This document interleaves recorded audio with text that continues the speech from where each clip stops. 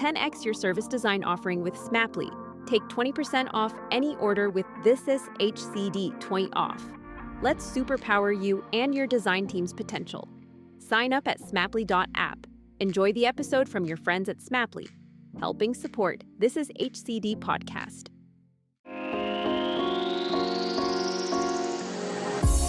Hello and welcome to Pushing Practice on This Is HCD. I'm Kelly Ann McKercher. I'm a designer, a writer, and I use them, they pronouns. I want to acknowledge the traditional owners of the lands in which I'm recording this podcast, the Wongal and Gadigal people of the Eora Nation, as well as all nations across Australia. This series aims to stretch our view of human-centered design through talking with practitioners who are working beyond the double diamond, who are pushing practice. On today's podcast, I'm joined by the exceptional Sloan Leo. Sloan is many things: a designer, a community organiser, an educator, a friend, and owner of Flox Studios. In today's conversation, we talk about equity-centred design, about the inspiration that Sloan has taken from Bell Hook's work, how Sloan came to design from frustration, and what they are thinking about now. Welcome, Sloan, to the podcast. Can you start by telling us your pronouns and the land you're located on? Hi, my name is Sloan Leo. My pronouns are they, he, and I am on Lenape land. And I wonder if you could tell us a bit about your design practice and your positionality as a designer. Oh, such a fun question to start with. So I come to design by way of frustration, less by way of formal design education. There's a wonderful essay by Bell Hooks called Theory as Liberatory Practice, and I would say that my practice comes from that place. And in the opening of that essay, Bell Hooks basically says, I came to theory because I felt angry, because I felt disoriented and frustrated. I came to theory because it gave me a home to believe that the ideas in my head mattered as ideas alone. And I think that that's the same way that I look at design. So I'm in the field of community design, which contains everything from participatory design, liberatory design, equity-centered design, community-centered design. And it's all of my practice, and all of those practices are about how do groups of people organize themselves and establish what shared goals and approaches are going to make the most sense. So it's really, my practice is about moving from the old design adage of designing for, past the current adage of designing with, into the new landscape of design by. Oh, I love it. I wonder if you could maybe paint a bit of a picture or tell a story about what design by is and sort of feels like and can evolve. Yeah, I think it's good to give that example, but I want to also give a comparison. So, when we let's look at the pandemic, right? And New York City went into lockdown on March 20th, 2020. And the big thing at the time was, how are we going to get food to people who are hungry and can't afford Seamless or Grubhub?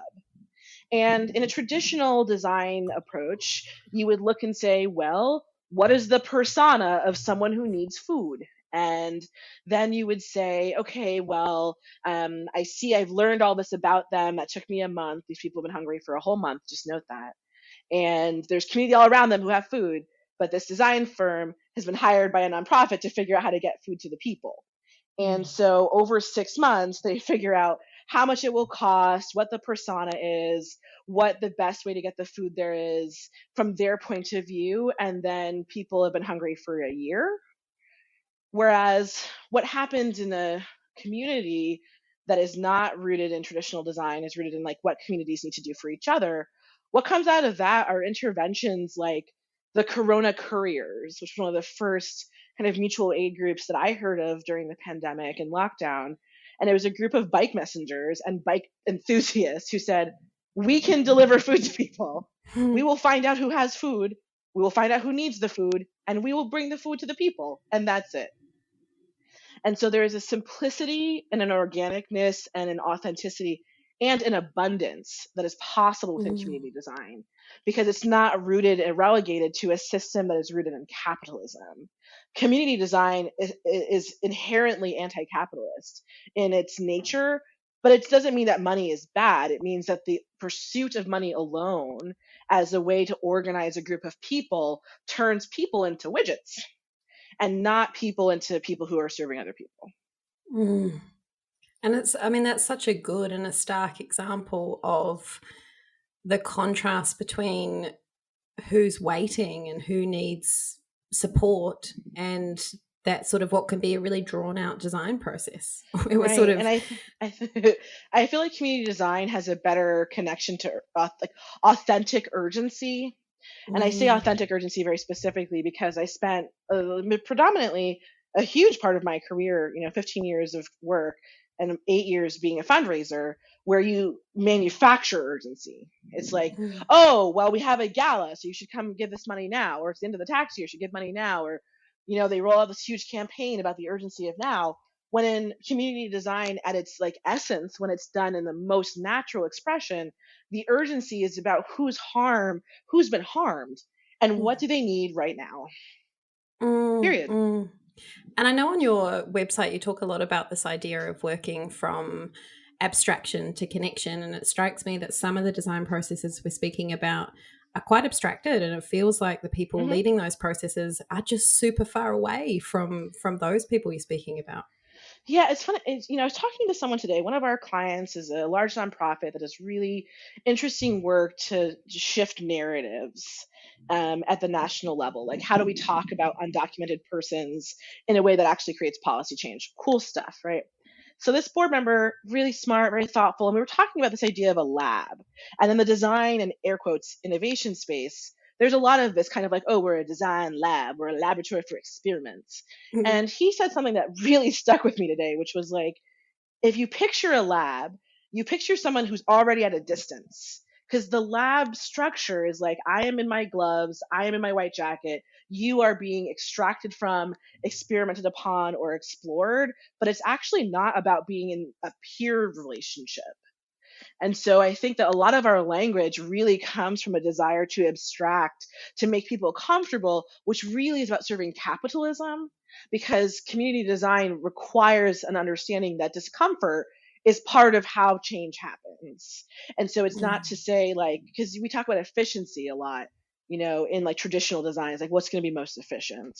And the efficiency is about least time, therefore least money, where the efficiency in community design is actually trust. That's how things move Mm, faster, is because we mm, trust each other, because we know we're invested in each other. And that feels really important as a distinction also. And we've talked to a few folks on the podcast so far that are working in this space of, I would almost name it a sort of community accountable form of designing, as Mhm. opposed to a form of Mhm. designing that's primarily accountable to, a client, a shareholder, a Mhm. desire to sell more. Um, Mhm. and I wonder, from your perspective, what does that mean to sort of have community accountability or to shift accountability into a community setting? Yeah, I feel like there's some good examples of this in philanthropy right now. One of the projects the studio's taken on at Flox over the last year has been a project called the Brooklyn Economic Justice Project, right? So, Women's Foundation, the New York Women's Foundation came to us and said, we've got these amazing grantees all over Brooklyn who are fighting and advocating and accelerating economic liberation and justice. And they need to figure out, like, what is the project that is possible with them all together that is impossible for one of them to do on their own. Mm, They've come to the conclusion that they're going to move about $40,000 in grants of 500 to 5,000 to community members who are able to advance economic ownership, which may look like owning a community garden. It may look like the local barbershop owner being able to offer barbershop entrepreneurship classes. It may look like something I can't even describe because it comes from mm, community and it's such a personal story that I can't even give a hypothetical, right? And in those circumstances, as we're looking at accountability, their accountability is not to the funder. Like, they do what they have to do and they're, intentional, but their accountability is to like the woman who runs the local like community fridge. Their accountability is to the kid who wants to play someplace that's green. Their accountability is to their grandmother who wants to be able to walk down the sidewalk and feel safe and included in the neighborhood planning, you know? Mm. So I think that the accountability issue really is about who's even asking about accountability, right? Mm. It's like when I went to therapy, I'd be like, well, you know, they said this and they said that. And my therapist would say, well, who are they? And you're like, oh. So I think even as we're talking about ideas of accountability, it's like, well, who's demanding accountability? Mm. Because a lot of it comes in philanthropy from the funder who's like, well, Mm. I have to tell my board what we're doing with the money, Mm. And as I was opposed to thinking, just making sure we follow through on the impact. and I was thinking about it sort of from the perspective of here in Australia and also in New Zealand, there's a bit of a culture of sort of fly in, fly out designing Mm-hmm. and sort of designers that are dropped into a particular community in which they share no concern, no identity, no real Mm-hmm. sense of life in that particular place. And Mm-hmm. I guess what I'm hearing as you're talking is that we should be very kind of skeptical about that Yeah. fly in, fly out tendency. And, Mm-hmm. you know, I wonder how you would think about that. Is that a thing that happens in your context? Yeah, there definitely is, like, and it's an interesting evolution, right? So we want to think, we try to understand like how design is changing as if like there's a very discrete before and after, where I think right now we're in an interstitial zone, Mm. where an interstitial zone is kind of like the place where the sand meets the ocean. So there's this kind of like moments of clarity, moments of convergence, but there's also like the kind of divergence, and like we're in that space. And I mention that because I feel like this idea of kind of dropping in and dropping out is endemic to capitalism because it's about disposability, and it's about like the disposability of a relationship, Mm. and the prioritization of capital rather than humans.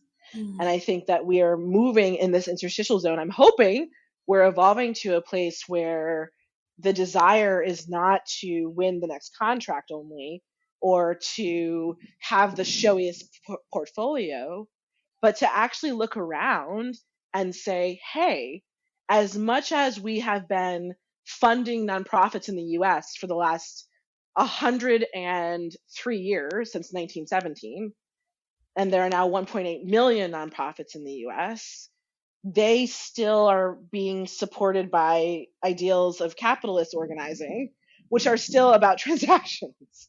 So Mm. if we're talking about building capacity, it's about essentially building your business out of your business. Mm. Like, I want nonprofit employees to not feel such dissonance between their value system and the way they experience work. That's a Mm. problem for the field.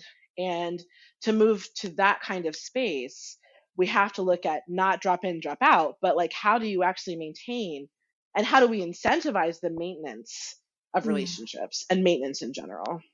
Mm. And I was thinking about that metaphor you just used Hmm. of the Hmm. the sand, the ocean, and that in Hmm. between interstitial zone.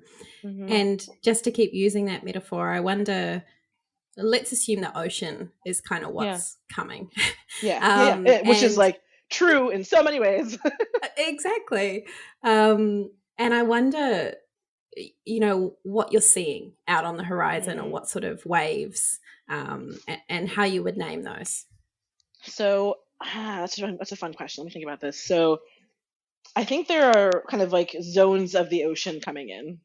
There is a zone of what in like the Atlantic and kind of like liberal elite papers, which I do read, are talking about like the great quit and how so many Americans are like, I don't want to work for poor wages for a mean boss. I'm not doing this anymore.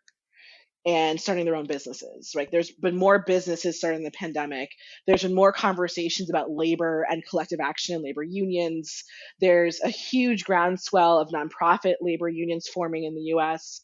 And there's this desire for, it's not even like people call it like, oh, workers want to be autonomous. Workers don't want to be abused. It's not that they want to be autonomous. If work still delivered care and like you could have a middle class job, a house, a family, and a retirement plan, people wouldn't hate work so much, but work doesn't care about you. And that's changed over the last generation. So I think that in the future, what we're going to see is more autonomous crews. If we look at the idea of like micro solidarity. Yes. So people who are freelancers saying, oh, let's work together as a collective. Like my bar down the street, Rebecca's Bar, cool bar in my neighborhood, collectively owned by a bunch of bartenders, right? And that works. And the research and PhD programs are saying that too. So I think one shift is around worker mobilization and organizing.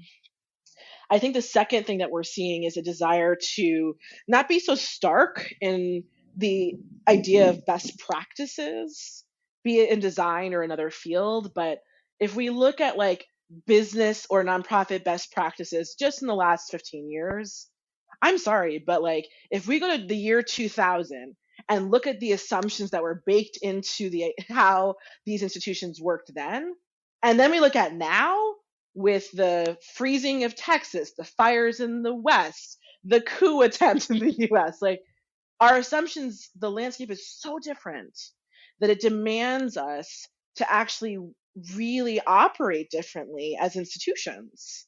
So I think there's a wave in here about moving beyond, like redefining best practices to a new normal.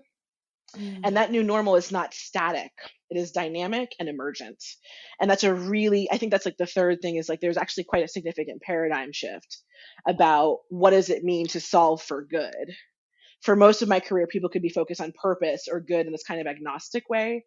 But now, particularly in the US, with the factions that we have politically and economically, we need to move to a place where there's room for nuance and room for non-binariness, right? Like it's not just a gender identity, it's an orientation to the world that acknowledges things are not as simple as like make money, don't make money, do good, don't do good. Mm, mm. And it feels like also a little bit of a time where we're reckoning with this idea that design can be a neat toolkit that sort of people just pick up and start applying these methods with, really very little critique about where they come from and who they ask to conform and perform. And, I wonder what you'd say about that, this kind of breaking down of the design as a toolkit sort of mindset. Mm-hmm. Yeah, I mean, I think that from my point of view, there's an important kind of destabilizing energy that we're navigating right now, where this like we're in a deconstruction moment in a lot of ways, and in most fields around our identities, around how we live together as a species and as a countries. And I feel like design, much like hackathons, has had this moment of like, oh, we'll do a design sprint and that'll solve it. And it did progress the idea of how we work together, right? Like creative risk taking, valuable. It's not that human centered design wasn't a good idea. It's that it's an idea that perhaps has reached its zenith. And now we do need to look beyond and say, what did it not deliver? And what it did not deliver was actually like a mainstream sense of why design could be a tool set and what else matters.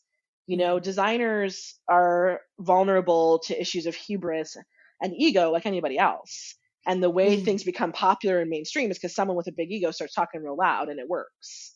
And now we're looking at design, I think, from a more populist standpoint to say, what do we need from design as opposed to how can design fix everything?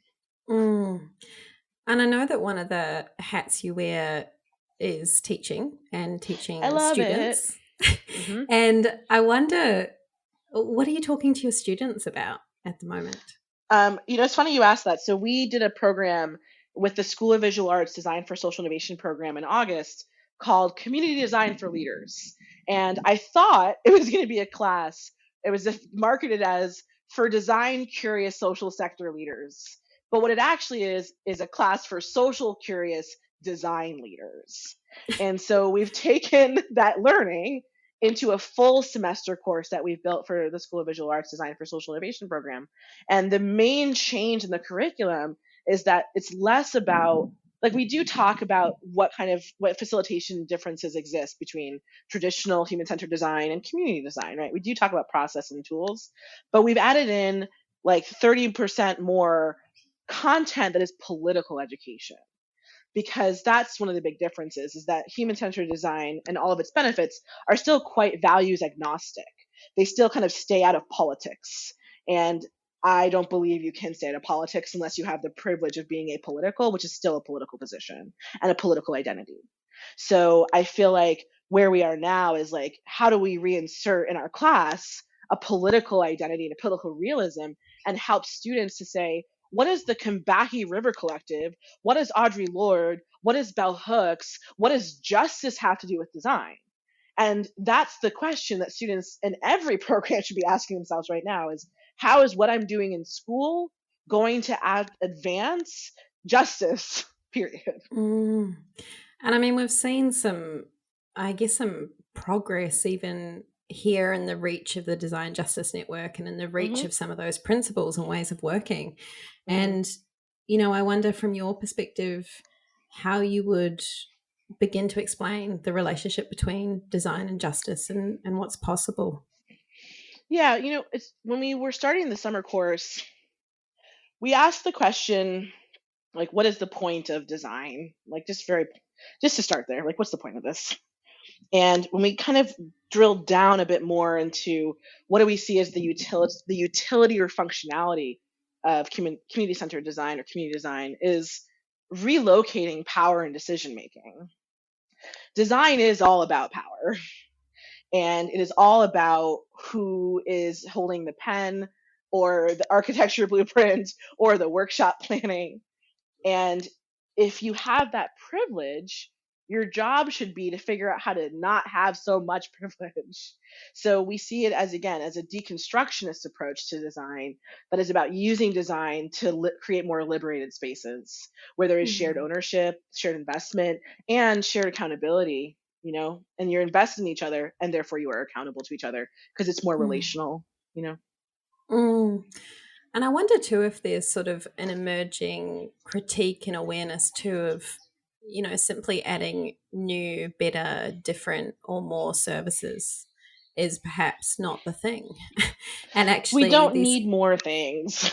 No, I mean, there's so many, and it seems like, as human-centered designers or as service designers, we've just become so complicit in reproducing more and more of the things.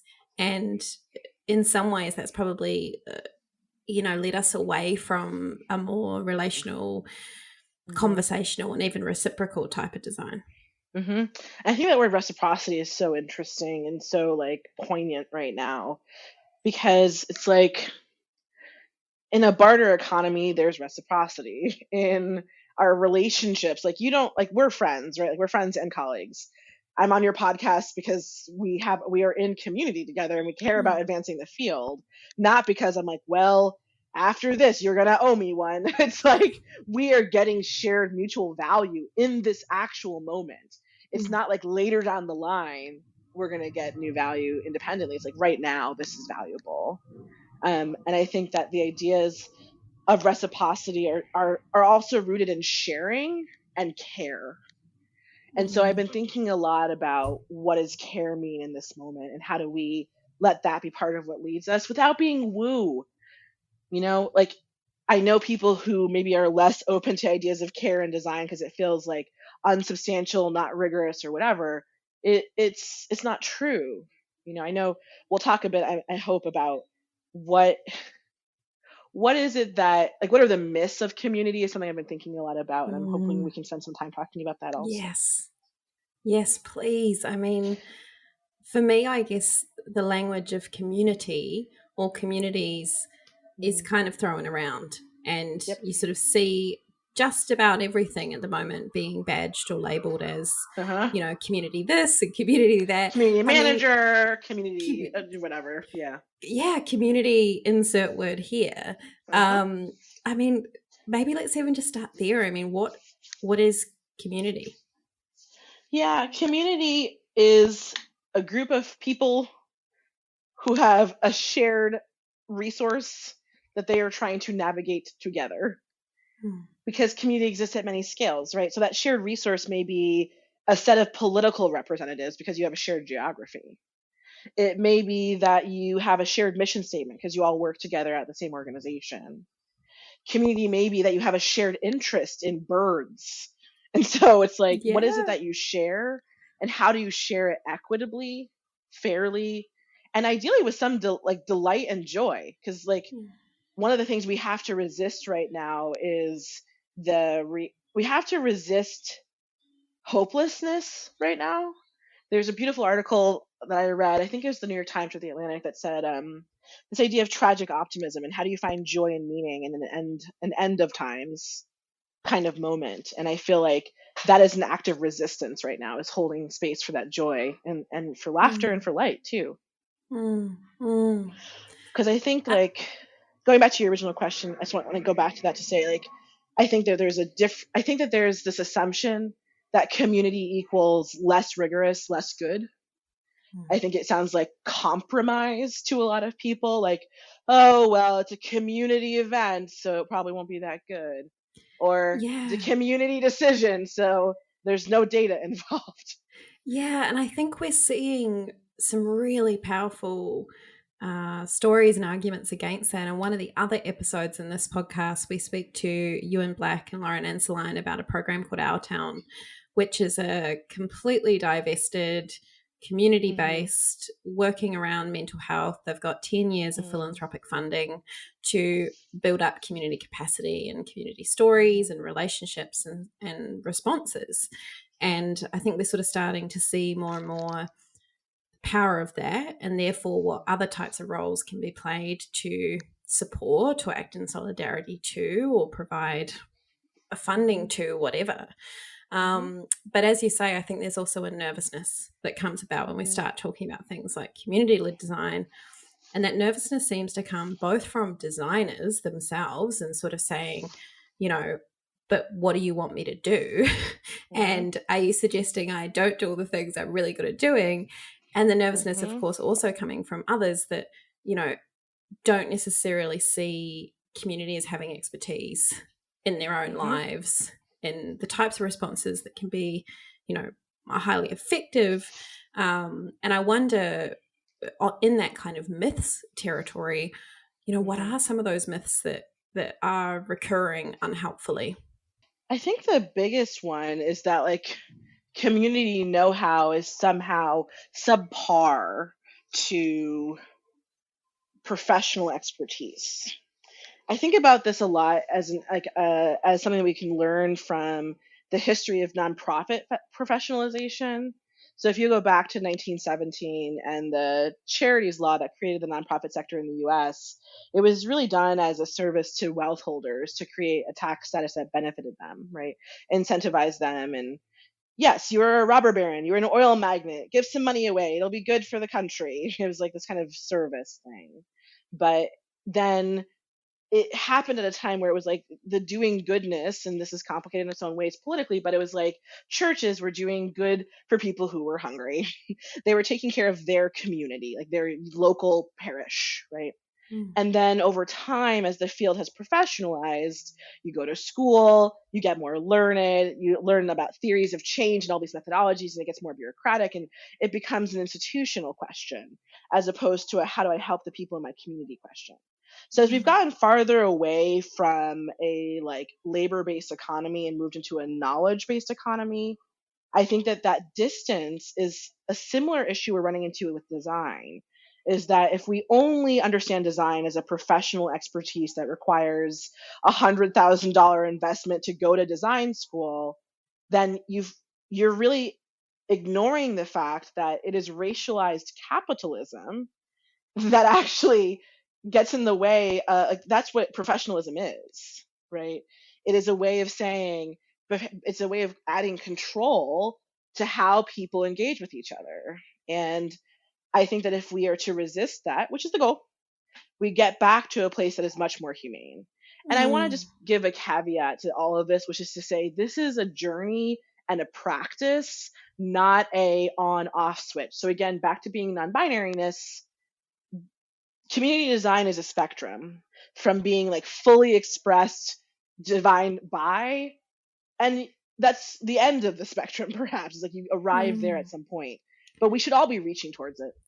And I wonder if it's like not even a spectrum. I wonder if it's more Yeah. so like some kind of Like a constellation, universe, a or constellation. Yeah, a just constellation. something that's a bit, Totally just kind of that there's non-linear and different non-binary. elements to it. It's kind of non-linear. And what strikes me as well as you were providing those examples is to get fixated in helping other people. There's lots we could say about that and where that comes from, and being kind of quite mistrustful of that. But it's so one directional, right? Like when we're designing in and with community, especially when it's kind of our community in some capacity, whether it's where we live or who we are, or as you say, the interests we have, there's both a question of how do I care for other people in community, and how am I cared for in return? And certainly when I worked in commercial design, there was only one direction ever happened. It was like, no, Kelly. Just how do we get the money, and what do we do? Yeah, totally. And I think that's both sort of selling ourselves short if we've chosen to do this type of practice or this type of work. It's a bit hollow, really. It's a bit like it's hollow. And it's also just, it's very reduced. Like that's the one thing about capitalism that I find so frustrating, is that it reduces us. I feel that way about binaries in general, is that they reduce us, they squish us, they flatten us. And like in a certain way, the pandemic to me has been the great flattening, because everything went on the internet. So there is like a way in which the world turned into this weird 2D matrix thing. And that we lose the context, the contours, the nuance, the things that make everything interesting in pursuit of ease and a lack of critical thinking.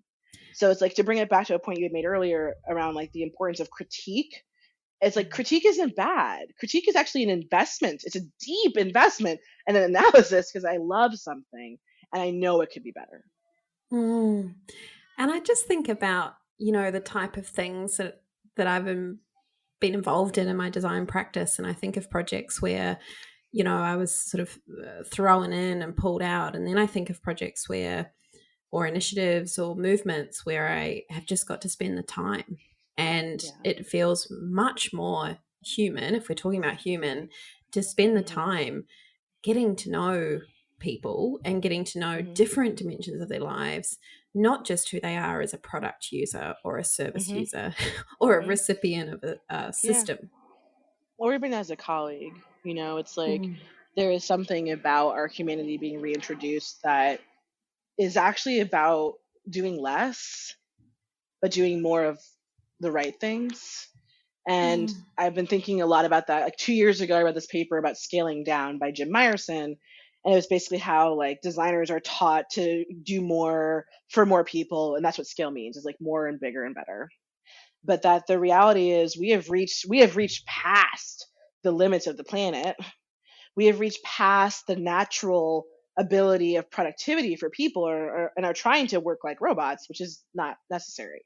There are robots, they can do robot things. So we're in this really interesting tipping space, again, an interstitial zone, where we have to acknowledge the fact that we're all working too much, producing too much, consuming too much. The answer is less, and everyone's scared of that. When you go to a business or a nonprofit or an institution of work, and everyone's like, wow, I'm at capacity, the answer is always add more people, not do less work. Yes. And like sometimes the answer needs to be do less work. I think this is also, though, a great myth perpetuated by some design practices, in which there's this obsession with new and more. And it seems like there's not a strong enough conversation about subtractive sort of change, like taking no one things knows away. how to back up. No one. Every client that we've had almost 20 clients in the last 12 months, okay? All of them have said, what we need is a tool to help us figure out what not to do, a way to say, what are we going to put down, an approach that's rigorous around deprioritization. But the idea of less is such like an anathema in a capitalist system. It's like the opposite. It's like, no, more, always. Somehow we'll figure it out. But it's as important, and in some ways fundamentally more difficult to figure out Mm. what you're not going to keep doing, because it's And so out of the realm of like cultural familiarity. and it also strikes me that we don't talk enough about, practices like what would it be to remix or to Yeah. remake or to join together or to join up. I think Hmm. there's kind of all these additional responses in which, when your default is let's do a brainstorm about the new things we Right. should do, Right. then Right. all of those other things are missed. Right. And it's funny you say that, because like I feel like there was a moment maybe like 8 years ago where the term in my field was like, "Ooh, you could be a social entrepreneur. You could start some social thing." I was like, "That's cool." I like to be a social intrapreneur and help things that are already there. And a lot of millennials, and again, we talked about this just recently, like there is this impulse towards entrepreneurship for a variety of reasons. But even within that, you can still be working together. Mm. And I think that the narratives, the cultural narratives in the US, and therefore sadly the rest of the world, because we're so good at about exporting our culture in the US, the US narrative has, up until the pandemic, been very much like, I'm good, so my people are good, we're good, you take care of yourself. And there are pockets of that in the US in a lot of ways still, but there's also this beautiful emergence as a reminder of what happens when we work together collectively. And in Mm. fact, it's also the only option, right? Mm. There's no way out from the special obstacles and like doomsday clock ticking that we're dealing with besides collective action at a massive scale. So I Mm. don't think we're going to get there if we can't even do collective action in our like collective organizing, collective work in our daily lives right now. Mm. And on that note, thinking about, collective organizing, thinking about community, reciprocity, and the like, as we bring our conversation to a close, I wonder if there's books or resources that you'd encourage to people if they wanted to explore some of these. And I'm loath to say ideas because I don't think they're just ideas. Um, Mm. Directions, realities, whatever the right word Yeah, is for let's say that. like near futures, Mm. Yes. perhaps. There's a book called Octavia's Brood. It's an anthology by Adrienne Murray Brown that didn't get as much like public kind of mainstreaming as her future work did. The reason I love that book is that it basically takes the writing of Octavia Butler and engages social justice advocates in describing dystopian and utopian realities. And I think it's a good reminder of how to live in imagination and how to use that to create a set of potential realities that you can then choose from. And Mm. in that light, I will also tell you my favorite book my entire life that still feels relevant is Harold and the Purple Crayon, where this kid is basically like alone in this book and he's just like a sketch pencil drawing. And it's like, oh, it's dark, so he draws the moon. Oh, it's wet, so he draws a boat. Oh, I'm tired, so he draws a bed. And it's this idea of like imagine like manifestation that feels Mm. really important right now.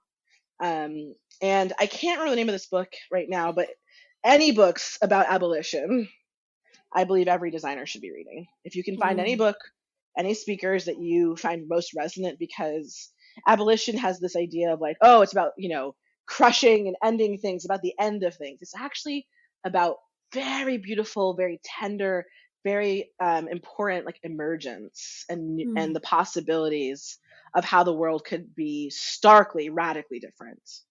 So anything that helps you get to that space, whether it's Octavia's Brood or, you know, any writing, anything by Bell Hooks ever, I think there's a there that is really important to explore for designers right now. Thank you so much. And we'll pop those things into the show notes for those who are interested in reading any of those books that you mentioned. And maybe we can also ask the community what their recommendations are based on Thank you some of so those much topics. for the space that you hold for us as a community design space.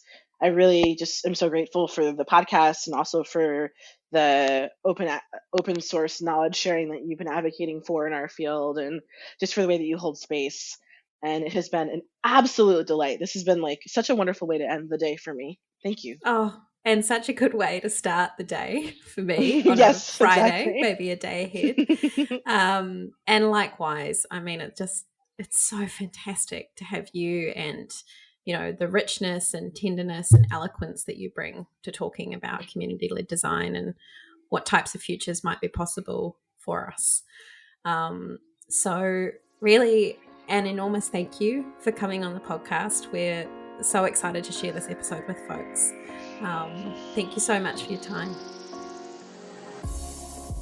Thanks for listening to Pushing Practice on This Is HCD. If you want to learn more about the other shows on the This Is HCD network, feel free to visit thisishcd.com. You can sign up to the community newsletter, learn about upcoming online community gatherings, or join the Slack channel where you can connect with thousands of other human-centered design practitioners around the world. Thank you for listening and see you next time.